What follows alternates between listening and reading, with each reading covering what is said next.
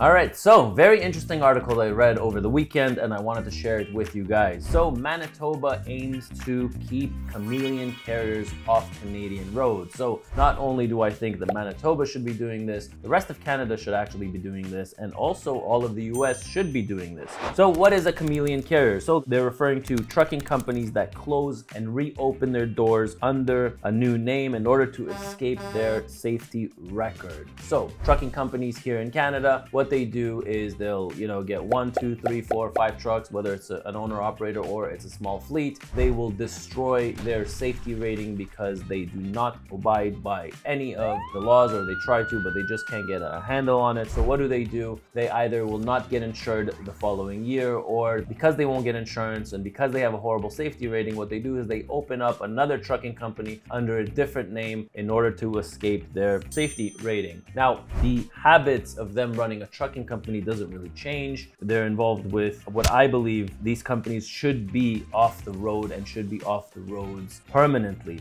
Did you hear the news? We finally signed our lease to our new terminal in Atlanta, Georgia. Our 3,000 square foot warehouse is ready, fully secured, functional, and ready to go on May 1st. So if you're a company driver, owner operator, lease operator, and want to inquire more about our positions, email me at sponsorship@attransport.ca or fill out this form below that I have and I'll reach out to you. Now, if you are interested in watching our 7-part series on how we opened up a trucking company in the US, click this playlist over here. And now back to that video. So what Manitoba is doing is they're actually trying to put together a system in place where they're going to track these owners of companies and will not allow them to open another trucking company, or at the least when they open a different trucking company, that safety rating will carry with them into the new company. The proposed legislation would strengthen authority to keep Chameleon Carriers off the roads. Manitoba Transportation and Infrastructure Minister says the amendments specifically target unsafe carriers and will have minimal impact on carriers that comply with safety regulations and have satisfactory on-road performances.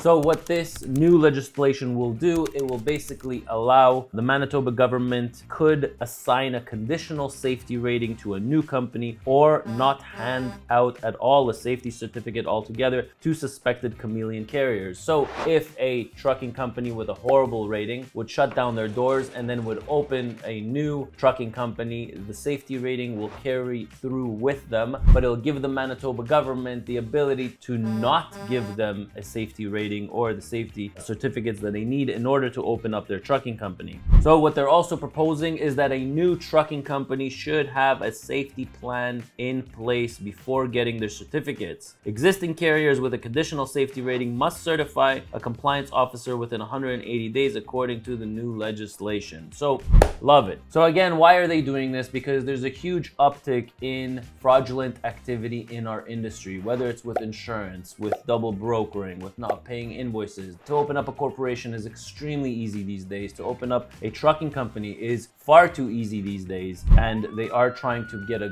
grip on our industry and making changes for the better. So yes, I do believe that these changes are for the better. So one of the cases that prompted this introduction of this new legislation is, I don't know if you guys remember, but in 2018 there was a big crash involving the Humboldt Broncos, a junior hockey team in Edmonton. They're probably 14-year-olds to maybe 18-year-olds that were on this bus. There were 16 people killed and 13 seriously injured. Now, why did this bus get into an accident? Because the owner of a trucking company did not do a proper job with recruiting a driver. That driver was a newly licensed driver. He was driving and smashed into the bus, killing the 16 people and seriously injuring the 13.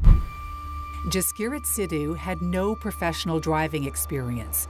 He took a 1-week course to get his Class 1 license. For 2 weeks, he had another driver with him on the road. The collision happened on one of his first solo long-haul trips, driving a double transport trailer with a tarped load on unfamiliar roads.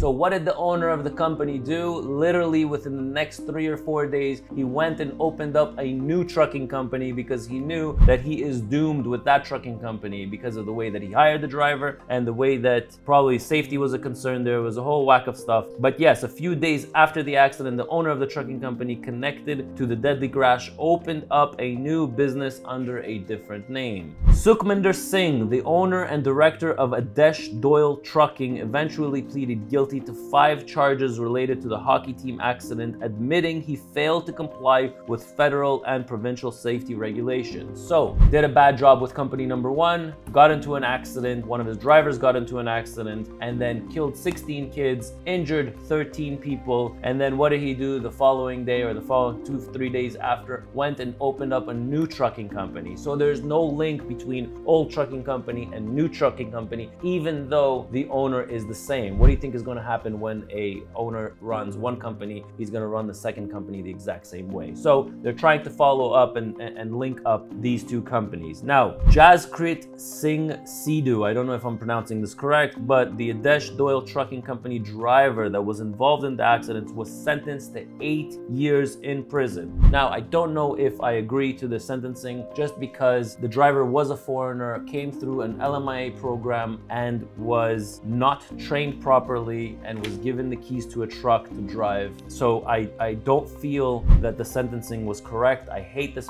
loophole that Canada has. Truck drivers, well, people come to Canada posing that they're truck drivers. They're not actual truck drivers. It is a loophole within our immigration policies. Foreigners come to Canada because they know that Canada is always looking for truck drivers, and this right here is the outcome of it. In Ontario, one of the provinces that embraced standardized entry-level training, the move has triggered an explosion in truck driving training schools, with a shocking lack of oversight. There are still some drivers behind the wheel in this country with no formal training. They've simply passed a test. In most of Canada, you can do that at just 18 years of age. So non-qualified drivers, they get approved for an LMIA to come to Canada. They're forced into an industry that they don't want to work in. They just know that it's their ticket out of their country to come into Canada. So here we have a guy that knew nothing about trucking and he was not trained properly by a company that hired him to come overseas here into Canada. And then we have 16 kids dead and 13 people injured because of this. So am I for this new rule that Manitoba is trying to take out? Absolutely. Do I think that the rest of Canada should be doing the exact same thing? Absolutely. Do I think that the US has problems with double brokering and a lot of fraudulent activities within the trucking industry? Absolutely. Maybe we can learn something from Manitoba and all implement these rules just to clean up our industry. Hopefully, I mean, leave some comments down below. What do you think? So guys, I really want to get your opinion on this. What do you guys think about this new legislation that Manitoba is trying to push out? Do you agree? Do you disagree? Do you have other comments? Do you have other concerns? Is there other fraudulent activities that are happening in your state in the US or in your province here in Canada that maybe we should talk about on this channel? Make sure you're subscribed to this channel. This channel is all about trucking. I'm Ronen, R-O-N-E-N, and I'll catch you in my next video.